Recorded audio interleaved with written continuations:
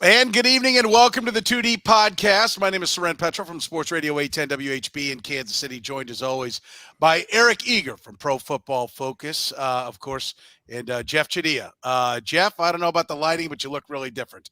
No, I'm kidding. Matthew Coller joins us in Jeff Chadiha's stead. Jeff's got some family business going on, so we're lucky to have the publisher, the Vikings reporter for Purple Insider, and a guy that's no stranger to people who listen to my radio show, Matthew Coller. Matthew, thanks for joining us. First of all, buddy, we appreciate it. Yeah, thanks for having me. I am glad to step in and play the right-handed reliever here. Yeah.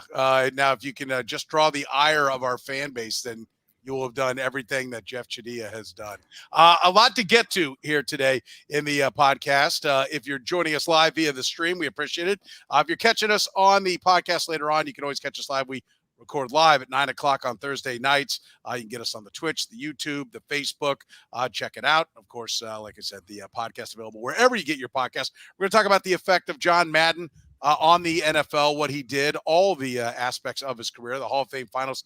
But noted a couple of them to chew on, the NFC and AFC playoff pictures, where they sit. Kirk Cousins, if we got the man behind Purple Insider here, we're going to talk about the enigma. He comes up a lot, Matthew, with Eric and I, probably too much, considering the fact that, we're not in Minneapolis.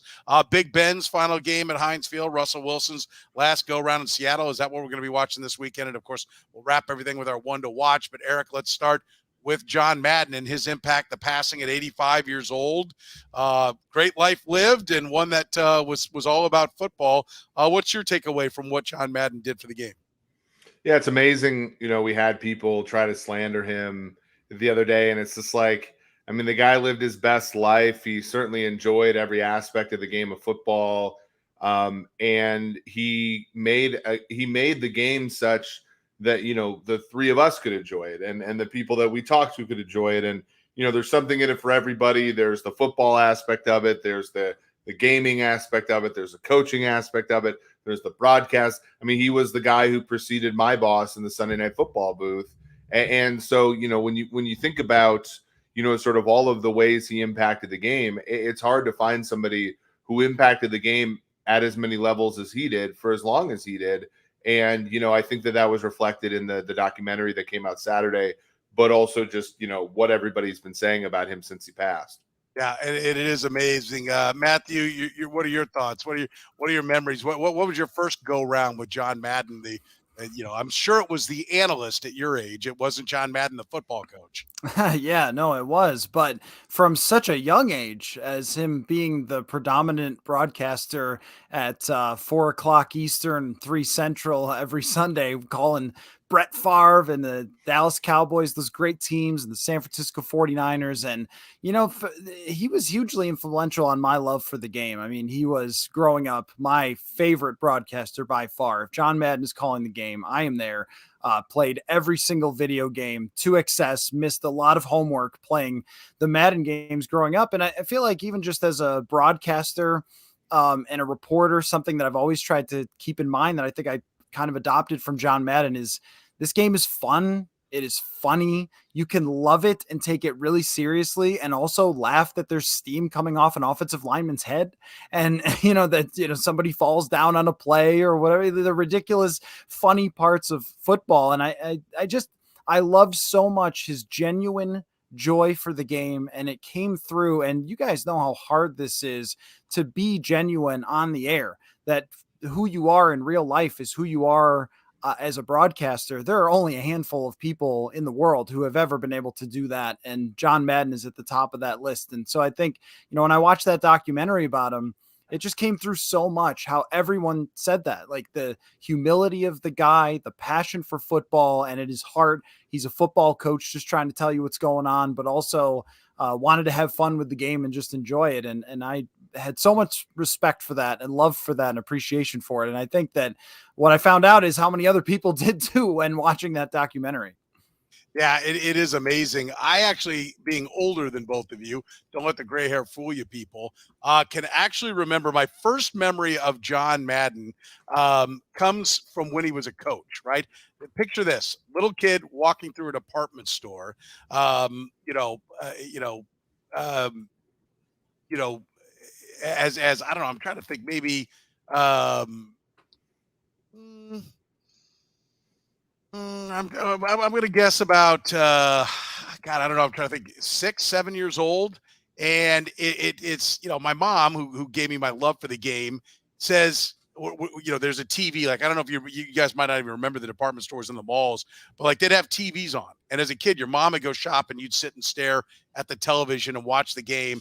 And I'm sitting there watching the game, and I don't know if it was a Chiefs game. I think it was the Raiders and somebody else, and Madden's on the sideline, and Madden's going nuts at the official, and my mom comes back. I've been back then. It was safe to just wander off and leave your kid, someplace at the perfume counter, right by the TV. And she comes back, and Madden's yelling at the officials. She's like, "I'll get your big fat butt off the field, Madden." Right. That's my first memory, is like the ire that he had drawn from my mom as a Chiefs fan, and how it was like frustrating to have him be the Raiders coach because of how good he was. And he was so colorful, and he was such a personality. And it just struck me. And like, as a kid, like for then I like the next few years, this was probably the tail end of his career that I was catching. I remember like, okay, we don't like Madden. This guy, we don't like. Right. And then he goes on to do the light beer commercials. And then he ends up in the booth. So it's hard for me to appreciate him as an announcer, because as a Chiefs fan, I was taught by my mom at a young age that we don't like John Madden, right? It was because he was great. But as I grew up, I realized, wow, this guy's like the best game going. And he also, I think his command of the game, he gave us, they gave him the best games because they knew how great he was, and that made football an event, right? Was he a great announcer? Yes, but I think he was so great that the NFL realized they had something, and the television networks realized they had something, that they wanted to funnel the best games and the most colorful games to the guy that would give them the best show. And I think John Madden was the incredible combination of a depth of knowledge that was fantastic with an entertainment factor. And it flipped the switch in the NFL. There were guys, the Monday Night Booth with Howard Cosell, and there was that element there, but John Madden took it the whole way. And I think he also influenced broadcasting more than ever. He and I heard Eric, you talking about this on the forecast. Pat Summerall just got it on how to let John Madden be a star. Yeah. And would let him shine. I think you did the impression, Eric, of like Aikman, Irvin, touchdown. And then I won't even try to do the Summerall voice, but then Madden would go through his things. Yeah. They really redefined how you broadcast a football Well, game. and the interesting thing is, it's funny how you were conditioned to hate Madden because of who you grew up rooting for. And, I grew up, Eastern, Twin Cities, and my whole family's from Western Wisconsin, and they're all Packers fans. And you can see it now with they all hate Joe Buck. Right. Right. And it's for the same reason. It's like when you get, and I don't mean to cast aspersions, I actually really like them. But when you get Dick Stockton and Matt Millen and you're facing the Lions, they're not going to be calling the big play against you because you're beating the Lions 31-3 at Pontiac. But like when you were facing the Cowboys in '93 and it was your favorite team, you had all this hope. And Pat Summerall's there with Aikman, Harper, touchdown. There's a flag on and it's so like chilling because you thought you had a chance. And here's Summerall, who's just like he's not even, at least Al's so much different because he has so much talent from like a encyclopedia Rolodex standpoint. He can sort of walk you through the play through a lot of different, and Chris is more of the, they work kind of in pairs, whereas like Buck and Aikman is much more like, Diggs, and like it ends there, and like they just say like one word sort of like sentences. And like all these people hate Buck and they hated Summerall because, their favorite team was playing the best team when he was the announcer, and your favorite team was getting killed by the Packers or the Cowboys or the Niners back in the 90s, right? Yeah. I think the 759 win percentage, and like neither one of you guys remember him on the sideline, right? Because like I was a kid, so you can't remember him on the sideline. The video game, I think, has done more to influence players than anything, because nobody sweats anything more than they sweat their Madden rating. And I've heard from people that, they're calling and complaining if they don't get their number. That's the whole generation. That's what the youngest generation right now of football fans knows is the Madden game. And for a video game to be that big, mean, I heard it said today, what was it? It's why every 10-year-old has better clock management than half the NFL head coaches, because they've played 1,000 more games than any head coach has coached.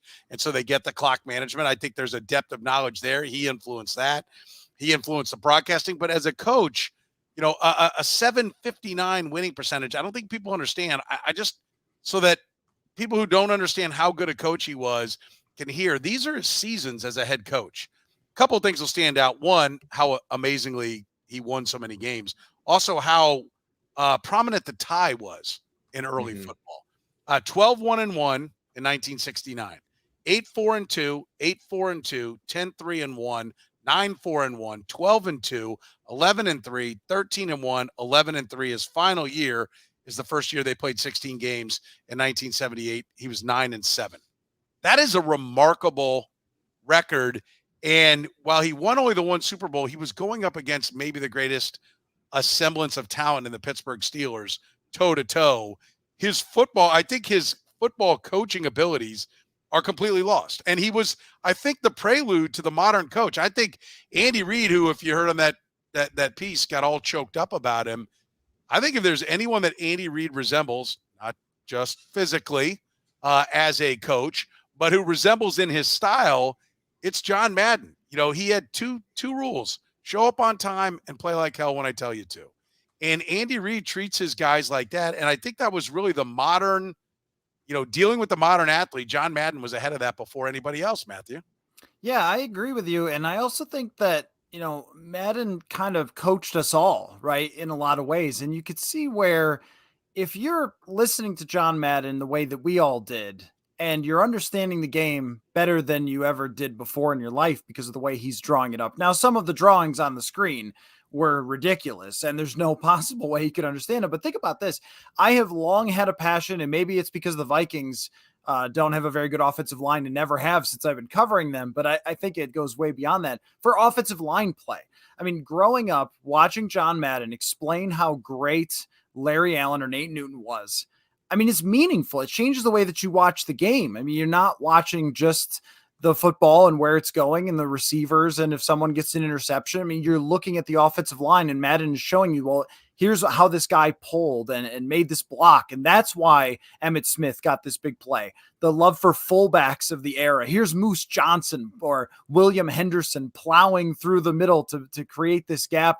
And I think you can imagine, if you're a player in the locker room and here's John Madden as animated and as enthusiastic and as good at explaining all of these things with football as he is, it's sort of an underrated thing about coaching human beings. It's like we talk about, okay, what's this guy's scheme? Is he a genius? Did he come up with some pre-snap motion that no one's ever heard of? But ultimately, the best coaches relate to players on a different level and explain what they need from those players, because in the NFL at the pro level, the players can do kind of what you ask them to do, but they have to understand it. They have to get it. And you can see how, if we could all understand it from John Madden, that any player could too. And I also think that a huge part of those Raiders teams is just appropriate was their offensive lines, right? Like Art Shell is just this gigantic beast of a person who's knocking people out. Like, I mean, building around the character of your head coach and John Madden with those great Raiders teams and sort of the way that they adopted who he was it's a rare thing. It's just like something that, and think about that. If this was just him as a coach, we would still be having this conversation because of how great he was at it. And yet there's all these other layers that you've touched on with the video game and those moments that we have remembering him as a broadcaster. He was also, I think, the first guy that said, "Give me the 5 biggest butts I can find up there." I mean, he understood mass and size, and he drafted Gene Upshaw, who was an All-American tackle, and he put him at guard. And so he was much more of an innovator than I think people realized. And he said, "Look, size," which is something we still hear. What do you hear from Nick Saban? Big people beat little people. What do you hear from Bill Belichick? They're guys that he wants those big 6 foot. 200-pound corners that can maul guys. Size is such a part of the game, and you have to be an athlete, no doubt. But he seemed to recognize that more than anyone. I want to get your thoughts, Eric, on what Aaron said. He said, without coming off condescending, right? He gave you the X's and O's, but didn't come across condescending. He was truly the everyman of announcing. I mean, I think that's what was amazing was he was the smartest guy in the room, but he also came across as like, the most approachable guy in the room as well. Well, and I think that's hard to do, right? Because like I think all of us, have bring something to the table about football, and it's really hard to not to show that it takes a lot of it takes a lot of intellectual courage, I would say, to try to make your work seem easy, because that takes away a little of the shine of your value. And I think John Madden teachers, the best teachers are like this, right? The best teachers make subject matter look easy, but at the same time that like somewhat diminishes them. And right, that was why Madden was such a shtick for people like Frank Caliendo and folks like that, because he was goofy, but like beneath that, we're all starting to appreciate how brilliant he was in, conveying the game to people like us for years. Yeah, he was amazing. All right. Rest in peace, John Madden. An impact that I don't know it'll be possible for anybody else to make the way he did, unless there's some new technology beyond video games that gives you a way to immerse yourself in it. Three levels of Hall of Fame. And he was inducted as a broadcaster, a coach, and certainly the video game has that kind of impact on the game of football. Let's move on to the Hall of Fame finalists. And there's a huge list: Jared Allen, Willie Anderson, Ronnie Barber, Tony Baselli, Leroy Butler, Devin Hester, Torrey Holt, Andre Johnson, Sam Mills, Richard Seymour, Zach Thomas, DeMarcus Ware, Reggie Wayne, Patrick Willis, Bryant Young. If you missed any of that, Google it. You can find it. It's pretty easy. Also some veterans in there, including Cliff Branch, Art McNally, and Dick Vermeil. I want to zero in on a few guys. I want to start, Matthew, with Jared Allen and what you thought. We saw him where I cover the NFL team, the Kansas City Chiefs, the early part of his career. You saw the late part of his career.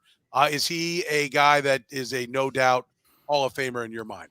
Yeah, I think so. I also think that the pass rusher is kind of going to be, and maybe already is, like the wide receiver, where there are a lot of guys who are sack artists from the era that it's going to be kind of backed up. I mean, you hear DeMarcus Ware in there as well. And it's like, all right, so which one of those two guys do you put in first? And I don't know. I mean, they were both incredibly dominant players. And with Jared Allen, I mean, you're talking about a size and quickness combination. I don't know what his numbers were for the combine or anything like that. I don't know if we had the scores that Eric can create to put them in percentiles or whatever. I've got to imagine Jared Allen was in the highest percentile of size, speed, and all those things, and technique.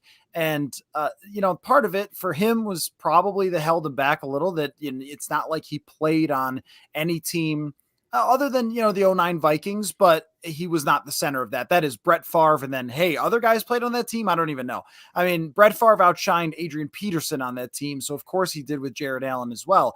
But in terms of the great sack artists in NFL history, I think he belongs. I just wonder if he gets picked because he's just less memorable for some reason. Maybe Eric, you could put your finger on this, or Soren, you can, because it doesn't feel like he has a Bruce Smith type of aura to him.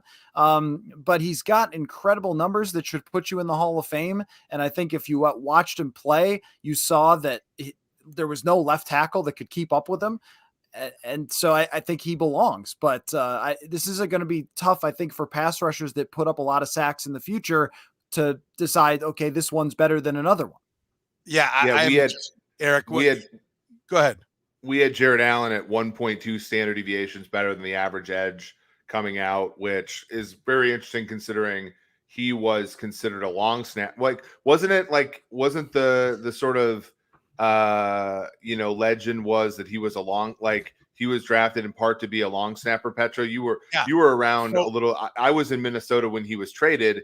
But there were obviously, some interesting sort of legends about him. Yeah, Jared Allen's career, I think what Matthew said about the view of him, and I think it is going to hurt him. I think he's ultimately going to get in, and I think he should be in right away. I think he was a devastating pass rusher, and I think he was probably the best true defensive end, 4-3 defensive end in the game during his tenure there. I think it's 7 double-digit sack seasons, 21, 22. Well, the thing that Matthew said, which was interesting, was so Jared Allen played for the 09 Vikings, who made the NFC title game. Strangely, he was traded to the Carolina Panthers in 2015 and played in a Super Bowl for them.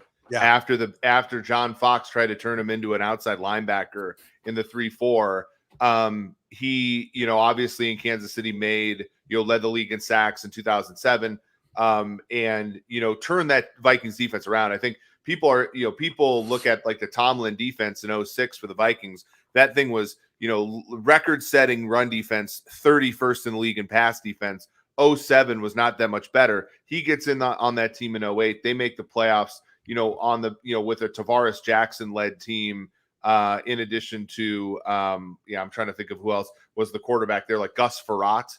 And so, there's a fair amount in the way of, just like how much he impacted that team. But the very interesting thing, when he almost set the sack record, to Matthew's point, they were a 3-13 team. It sort of shows. And like when Michael Strahan set the sack record in 01, that Giants team was a 7-9 team. So it pass rushing's weird, man. And it has, a huge impact sometimes. And sometimes it's like, where was this guy kind of thing. I think it has a huge impact for good teams, but it can't be the only thing you've got. And I think teams have struggled to figure out how much emphasis to put on it, right? Like as in how many resources to go get a guy like the Vikings and how much they spent. They spent 2 first-round picks, I think it was, and a third-round pick.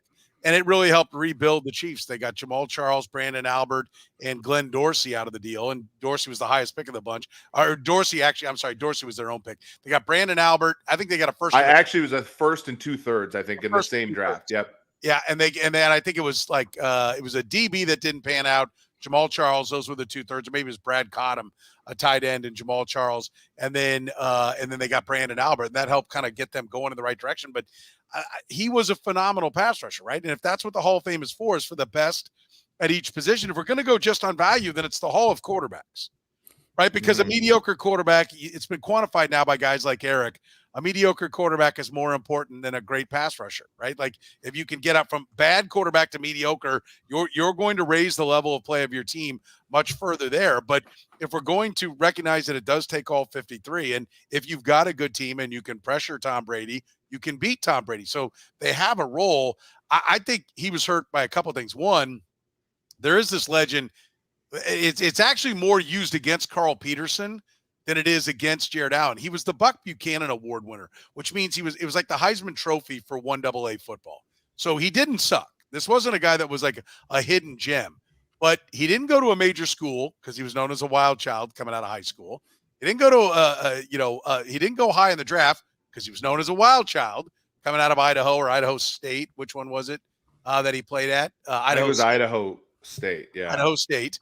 He was known as a wild child. He got to the Chiefs and he didn't get the big contract he wanted because he was known as a wild child. He picked up 2 DWIs in 1 year.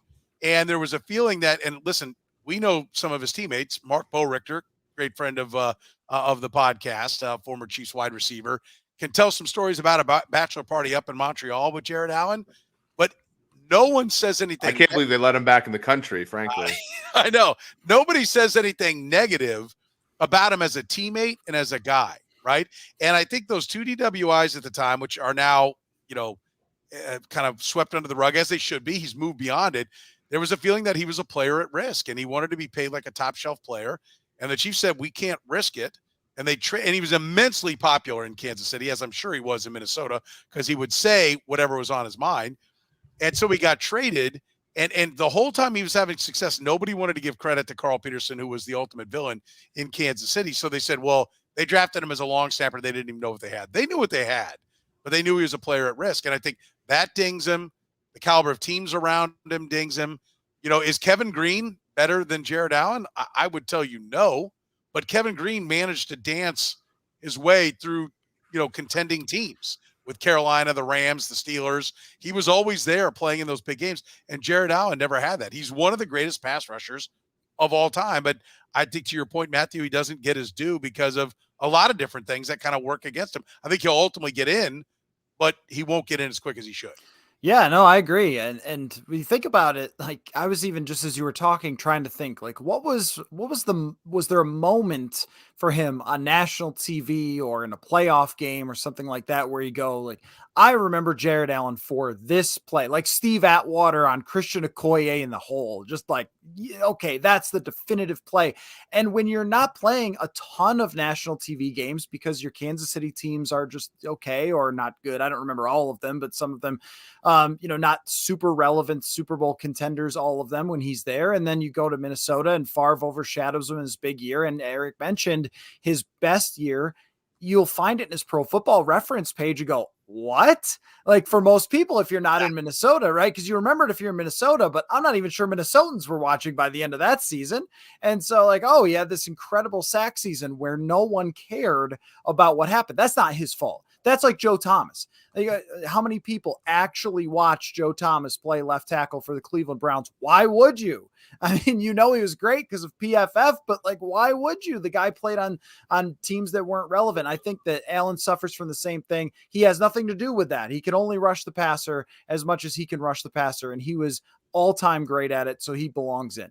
Are we going to get – go ahead, It's Eric. crazy that, like, Matthew makes a great point. Like, I think the most storied victory in the Jared Allen, I mean, the only victory that he won in a playoff game was the 2009 game in January of 2010 against, well, before he was in Carolina, but with the Vikings, that was the famous Ray Edwards game where Ray Edwards sacked Tony Romo 3 times and forced 2 fumbles, and that was his game, and like it's crazy to your point, Matt, that like, Allen is interestingly overshadowed despite like his loquacious nature and really how good he was.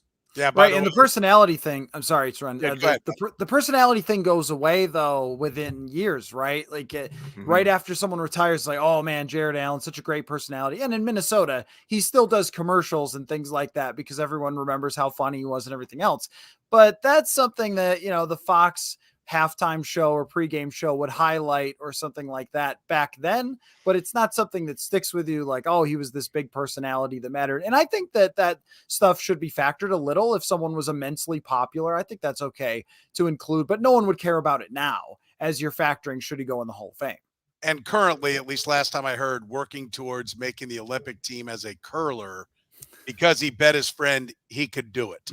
And so he's invested like a year or 2 in his life into trying to become an Olympic curler. And he's gotten to where he's nationally ranked. I don't know if he'll ever do it, but he's nationally ranked, which speaks to at least the personality that the man has. By the way, I was, who was it who told me, was it Cam Dog? Jamal Charles and DeJuan Morgan, along with Brandon Albert, were the picks that the Chiefs got for him. So, I've always talked about that having the quantity of picks allows you to throw the numbers at it. So it's more than just who you actually got with it, but it ended up being a deal. You don't want to be sideways with a star on your team, but if you are, you need to get returns for him. I want to hit a couple other names real quick. Devin Hester, does a kick returner belong in the Hall of Fame, Eric? Can you quantify it and say Devin Hester is a Hall of Famer because of what he did in special teams? You love the kick return. You sandbag it every possibility you get when it comes to special teams. But does Devin Hester belong in the Hall of Fame? Well, I think that, like, is any kick returner from today's game going to make it? No. And why is that? The kick return has been diminished, right? The kick return being a big enough part of the game that Devin Hester is even part of the conversation, I think answers the question as to whether a kick returner can make it. You know what I'm saying? So I'm a big fan of Hester. I think, he broke a lot of teams' backs. He was streaky, as people in Kansas City know with Dante Hall. Like, there were just or Tamarick Vanover. There were times when guys like just took over, and it was just this added weapon that people had to account for. I think with Hester, especially like if you think about it, like, do they make the Super Bowl in 2006 if not for him? Probably not. I mean, that was a team that needed that push to get over the hump and needed every little thing around, what was mediocre quarterback play to get there. Can Patrick Willis be a Hall of Famer in just 8 years of play, Matthew? I would say yes. The one thing that the Hall of Fame did to itself here with guys like that is Terrell Davis. because there are players that you look at and go, this guy had as good of a career as Terrell Davis in a short. You didn't break this record or that record like Terrell Davis did, and didn't have 2 rings like Terrell Davis did, but had a short run that was absolutely spectacular. And there's a lot of players who fall into that category. I mean, it's almost funny because we talk about, you mentioned the value, and I'm sure that Dante Culpepper's wins above replacement for his few years in Minnesota are higher than Terrell Davis's were. And it's about the same period of time. And then the guy gets injured and that's it. And yet no one would even begin to think Dante Culpepper belonged in the Hall of Fame. And I feel that way about a lot of players who are spectacular for short periods of time. Sean Alexander is spectacular for a short period of time. And so I always thought longevity was a really big part of it. However, I would say 8 years, I think, just barely meets that criteria. I mean, there's sort of in baseball, like Dale Murphy is the guy that everyone talks about, like that. How long did you do it for? At what level? Patrick Willis didn't just do it for those 8 years at a good level. He did it at the absolute best. He was the premier player at his position for the entirety of those 8 years. So that's enough for me, because most players will have 4 to 6 years where it's their true prime, and that's when they're great. And then they'll have some fringe other good years. And then maybe, depending on who it is, it might just be terrible. After that, it might just be Emmitt Smith with the Cardinals.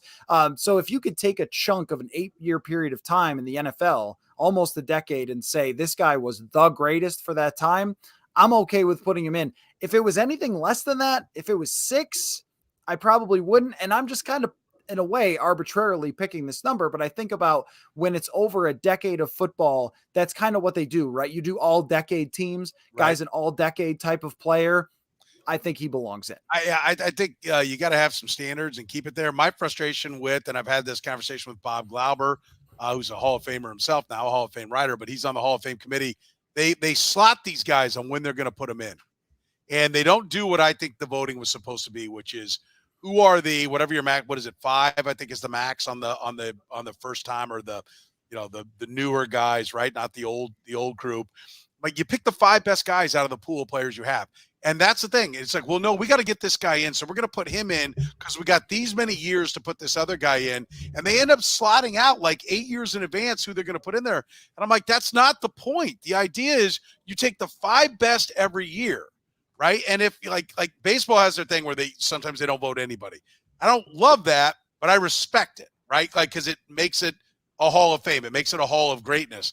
But the NFL frustrates the hell out of me, because if you take the 5 best guys every year and a guy doesn't make it after his 15 years, he wasn't a Hall of Famer, right? Like it takes care of itself. It's the natural selection of things. I think Cliff Branch is a Hall of Famer. I think it was the most devastating deep threat in the game at that time. He took the lid off the defense. I think he opened up, he enabled the way we see Tyreek Hill and Travis Kelce work in combination. Multiple tight ends succeeded in Raiders offenses because Cliff Branch, I think he was one of the first guys that really defined that phrase, take the lid off the defense. And I would like to see Cliff Branch get in there. And Eric, you've talked about Dick Vermeil. Like, you believe Dick Vermeil is in why? Should be in why? Well, look, the Los Angeles Rams were 1989 to 1998 and became the St. Louis Rams without even sniffing a winning season. And, he took that team, as everybody knows, to the Super Bowl and won the thing. And to me, like, and in addition to that, he took the Philadelphia Eagles to the Super Bowl and won, took some time off. It took like a decade off, more than that. And then had Kansas City as like a 1 seed in the AFC in 2003 as well. Like, I just think the guy Andy's a much better coach than Vermeil, but like the fact is, we're still going to be dealing with, a situation and, where, we're looking at, guys with basically one win, right. And putting them in a Hall of Fame. Yeah. 1 Super Bowl win. And we're going to be putting them, sort of in the Hall of Fame. And I think Vermeil falls into that category a little bit. 2 arguments I would make for Dick Vermeil, although I will not, and I love Dick Vermeil, the guy. He's one of my favorite guys to talk to at the Super Bowl. Genuine, sweetheart, a Hall of Fame guy. Like, and a lot of fun to talk to and immensely knowledgeable about football. Two things I would nominate, but I do get that there is an argument. I think there's a real argument, and if he doesn't get in, I understand what the argument against him is.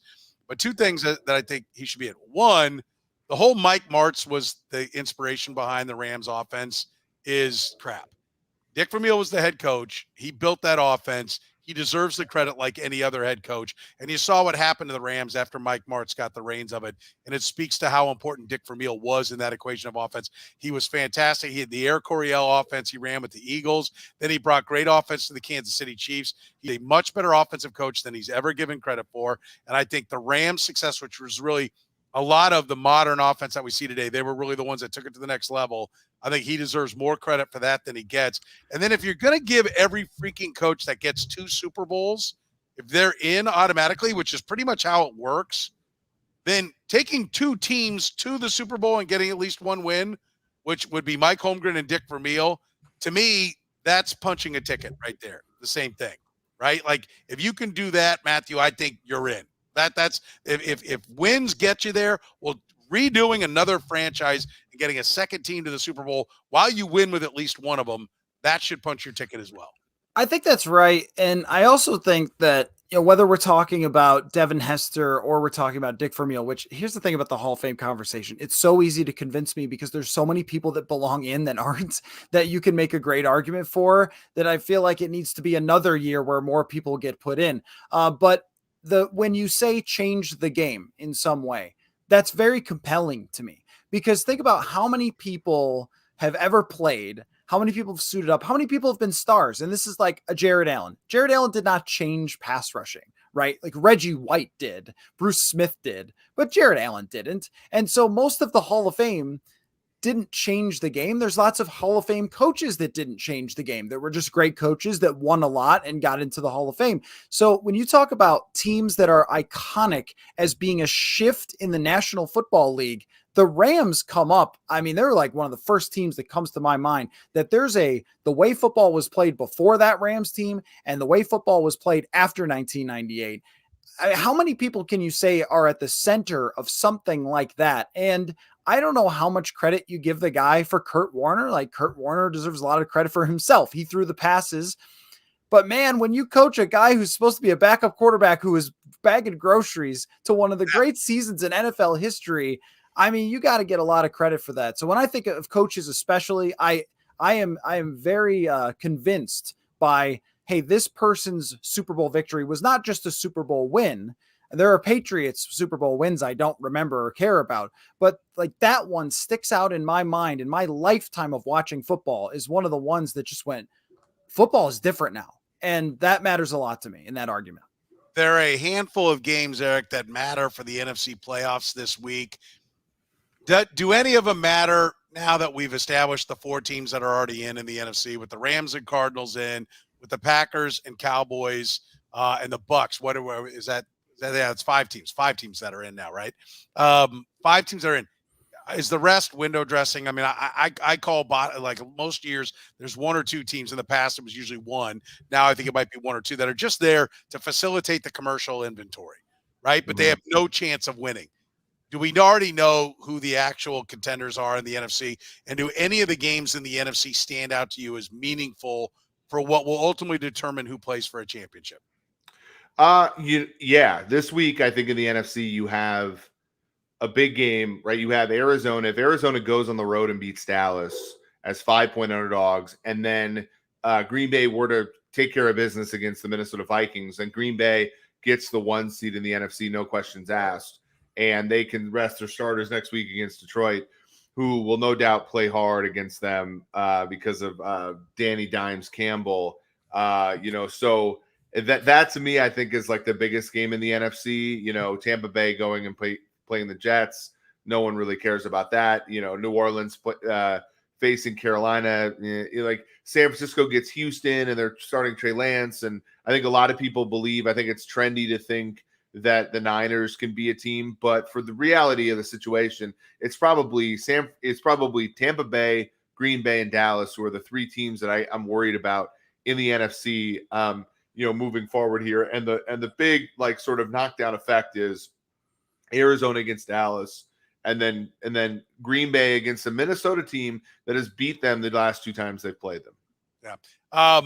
Can the Vikings knock off the Packers and prevent what, Eric's saying? Is there anything left in the Vikings, who appear to have good pieces, right? The ultimate enigma, Kirk Cousins, is I assume playing for his fiscal future in this. Is there any reason to believe that the Vikings can take down the Packers in this game, Matt?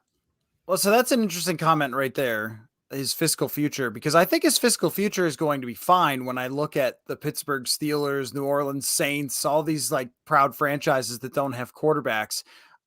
Is he playing for his Viking future is a conversation we're having, or has ownership already decided that they don't want to continue to pay 30 plus 40 plus $1 million in the future to a guy who has never gotten him over the hump? Let me ask you that right there before you go further about the game.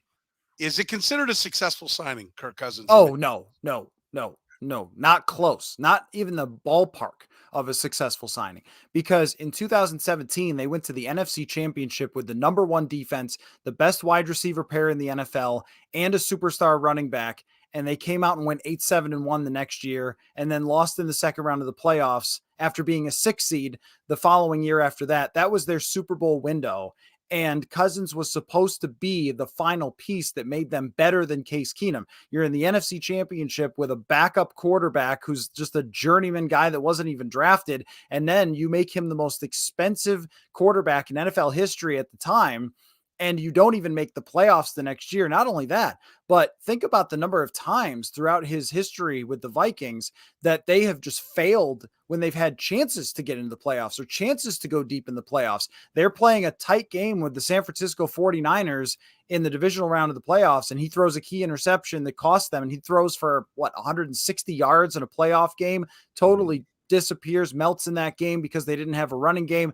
The week 17 game against Chicago, where all they need is a win against the team resting its starters, and Cousins has one of his worst games of the year. He did that in Washington, and then he came to Minnesota and did it. And where they set the bar, where they set the standard was not, can you maybe have a chance to be 9-8 by the end of the year? And hey, you outdueled Aaron Rodgers once or twice. Like, that's not the bar.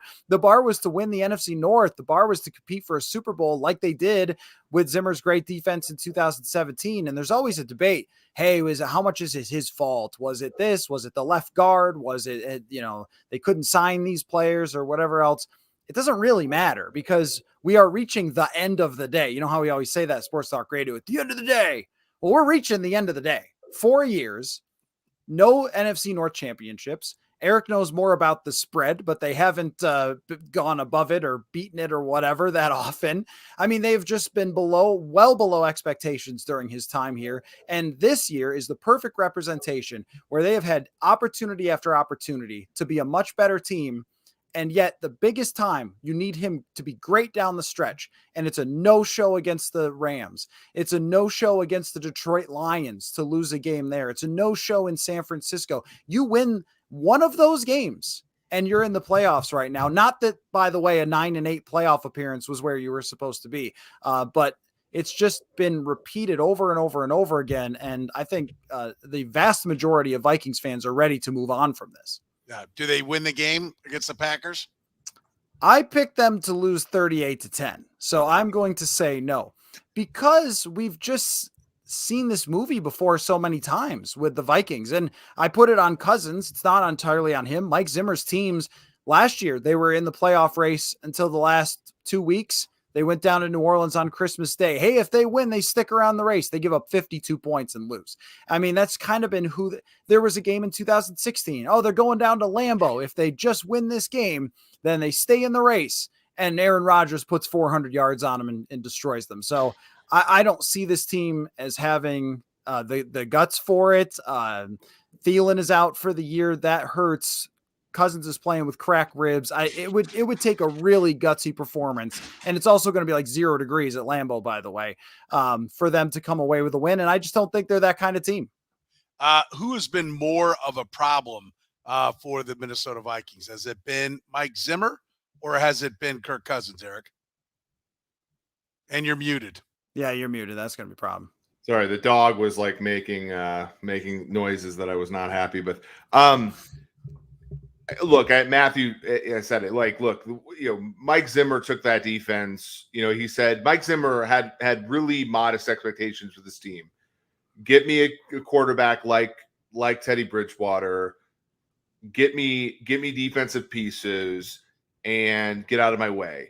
And that got them to the 2017 NFC title game. Keenum was like sort of the preferred guy, right? But Keenum was the guy that they preferred to Bradford eventually, right? And then that's kind of how they ended up with it.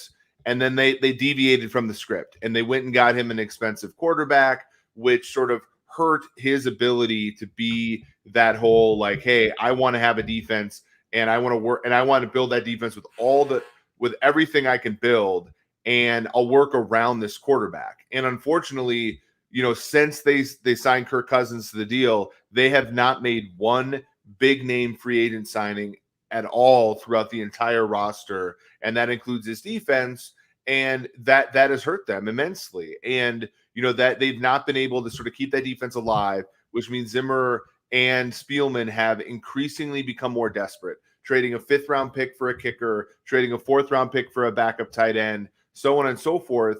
And all of that has left them to where they are now, which is a team that can't win. And, to me, that all stems from the Cousins thing. But to me, it's Cousins, but Cousins has played well. Zimmer's coached well at times. To me, it's more like Rick Spielman sort of hitting the panic button after the 2017 NFC title game and saying, if we only had a better quarterback in that game, we could have won a Super Bowl in our home stadium. They misunderstand what football's about. I also think, by the way, just real quick, that it's a match made in hell. Mike Zimmer and Kirk Cousins, that the perfect quarterback was Alex Smith for Mike Zimmer, somebody who's not going to turn the ball over, who is an A+ character, leader, someone everyone wants to follow and believes in. And I don't think he's ever trusted Cousins. In the first year he was there, they opened up the offense and he threw a bunch of pick sixes.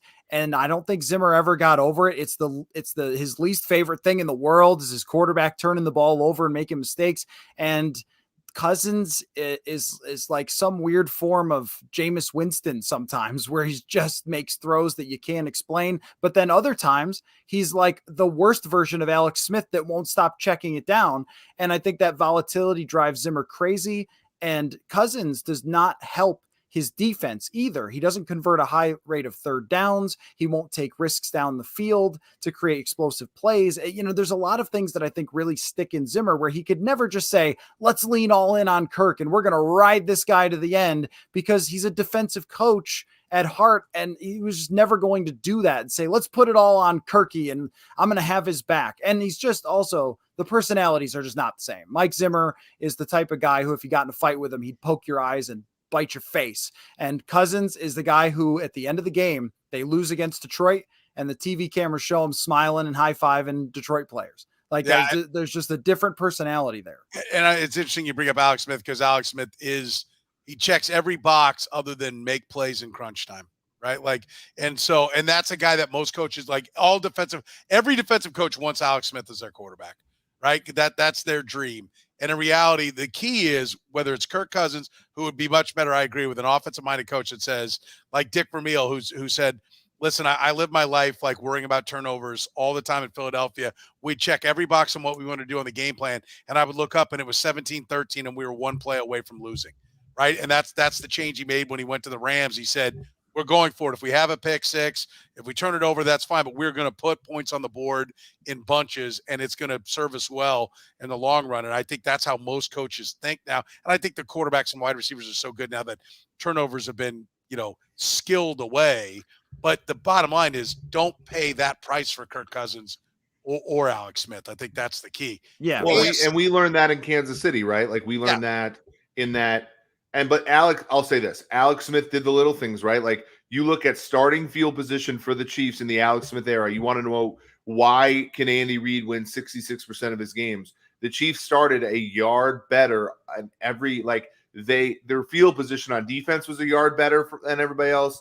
And on offense was they just did the little things where, to Matthew's point, like the perplexing nature of Cousins is his statistics are wonderful. He checks all the boxes if you're not actually watching the games. And then you come up for air and you're like, why can't this team win? Why is this team always in coin flips? And it's that little stuff. It's the stuff Jim McMahon did that Kirk won't do. It's the stuff that like Teddy Bridgewater did. And I know Teddy's come on hard times, but like it's the stuff, it's the reason Bridgewater, who's half as talented as Kirk Cousins, has the same record as him. It's that little stuff that he does. And so, Kirk engineers these situations for himself.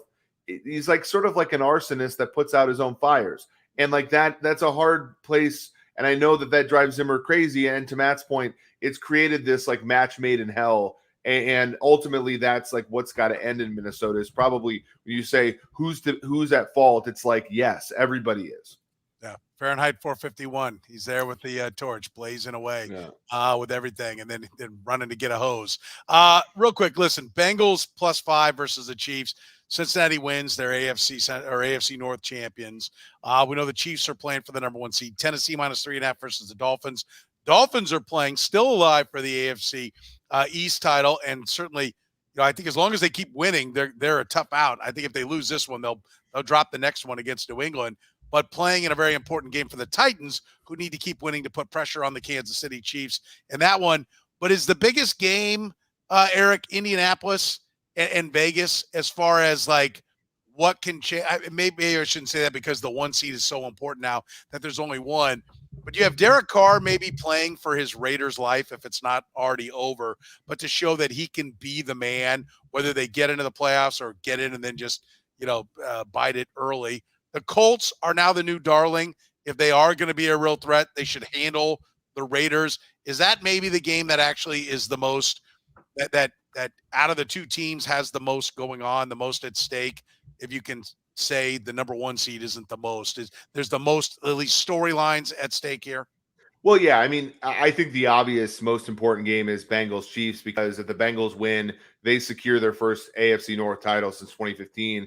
If the Chiefs win and the Titans lose, the Chiefs earn their 4th consecutive bye, second consecutive 1 seed. And 3 out of 4 1 seeds. 3 out of 4 1 seed. Beyond that, though, I agree. Like, this is an interesting situation. The Vegas Raiders have 2 weeks ago caught the Browns on a COVID game. Turn around this week, they might catch the Colts on a COVID game. If they can't take advantage of that fortune and win and get an AFC playoff, and then they caught Denver with the backup quarterback. So the next 3 games, in a row, they might get some of the easiest scenarios and pull them out from the dead. So that's a big one there. The other one is going to be like whether or not, Indianapolis is for real. I think they're very much, we've talked about that in the show with Jeff. Did the Patriots peak too early? Answer's probably yes. Are the Colts peaking too early? Answer's probably yes. And, is this the week where sort of they're found out, whether it be because Wentz, has COVID, he can't practice a whole week, or, we see Sam Ehlinger. Yeah, I think that's amazing is the Colts have everything going, and here goes Carson Wentz now down. Is that going to be what ultimately ends up costing him? Here's a guy who leaves Philadelphia, one of the toughest cities to play in, as the most hated guy, right? Had an MVP season going, doesn't get a chance to win the championship, goes to a new place, has them winning, and then ends up testing positive. And when it's the most critical point, it may be one of the, I don't know, sad is the right word, but one of the more frustrating situations ever, that a guy was about ready to re-win a fan base and then may have tanked it here in this final week. All right, real quick, because we've got other media obligations, so we got to get running here. Does anybody have one to watch for this week, whether it's a game, a matchup, a player, an individual, something that's going on that's definitely jumping out at you? Matthew, you got anything on this week's slate of games, within the games, that's jumping out at you? Are there other teams playing other than Vikings and Packers? Now, sometimes I do get like in the tunnel vision, but the Arizona and Dallas, Cliff Kingsbury, we're kind of doing the thing again. And so Cliff Kingsbury versus Dan Quinn's defense, I think, is the matchup of the week, because if Arizona comes out and looks flat again, and it looks like, oh, Dallas knows exactly all of their plays and routes. That's what it's looked like for 5 weeks now with Arizona, is that, and I know that Murray was hurt and everything else, but we're doing the same dance we did last year with Kingsbury, where comes out hot. Oh, he's so great. His offense he's figured it out, everyone. He's not a college coach. And then 2/3 of the way through the season. I mean, this is the difference between Andy Reid and Cliff Kingsbury, right? Andy Reid, they're playing too deep. All right, give us a couple of weeks. Oh, wait, now we're going to destroy people because we figured out how to resolve that problem. That's what it is. Fixing things mid-season makes coaches great, and Cliff Kingsbury is not great. But that Dallas defense is so violent and so fun to watch. I mean, I think Micah Parsons chasing around Kyler Murray, envisioning it in my head makes me very happy about football. So that to me is the one outside of Vikings and Packers, which I'll be there in Lambeau, by the way. And I think the forecast is 2. Yeah, have fun with that. So I'm looking forward to that. Me versus the cold in Lambeau is a matchup, but otherwise I'll go Arizona, Dallas. Eager, what's your one to watch? I will be at Bengals Chiefs, so that's obviously the one I'm thinking about. I do think Vikings Packers is going to be one that's going to be entertaining. I'll say that. That's the only prediction I can make in that game. Man, I do like Matthew's pick. I do also want to see Brady play the Jets one last time, and I think from Bridget Monahan, That's awful. Look, his first mother of his first kid named his son Jet, like the initials Jet, just to piss him off because he left her. I think that that's always coursed through his veins. I want to see how vengeful he can get in this one. I love it. I like the Chiefs wideouts, and we talked about this on the Red, Gold, and Bold. Chiefs wideouts versus, Bengals wideouts versus Chiefs DBs. I think is one of the best position group matchups of the weekend. 5.25 for the Joe Burrows last week, and now going up against a defense that really shuts down wide receivers. I think that's a really fun matchup. But I think for me, I'm interested in watching Ben Roethlisberger and Russell Wilson play what may be their last game in their home fields at both locations, and it's more so not about what they do, but what the fan reaction is like, right? Is Russell Wilson going to get booed out of Seattle because he seemingly has shot his way out of town?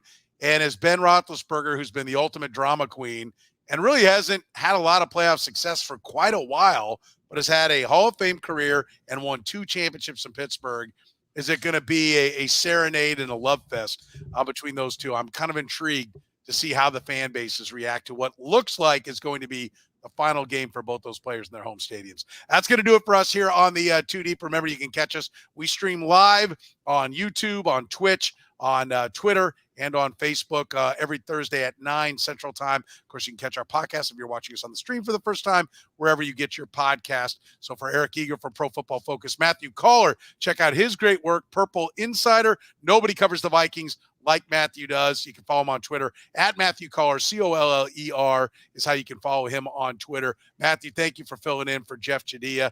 For the guys and for Jeff, who's having a great time with his son right now, we say thank you for joining us here on Too Deep.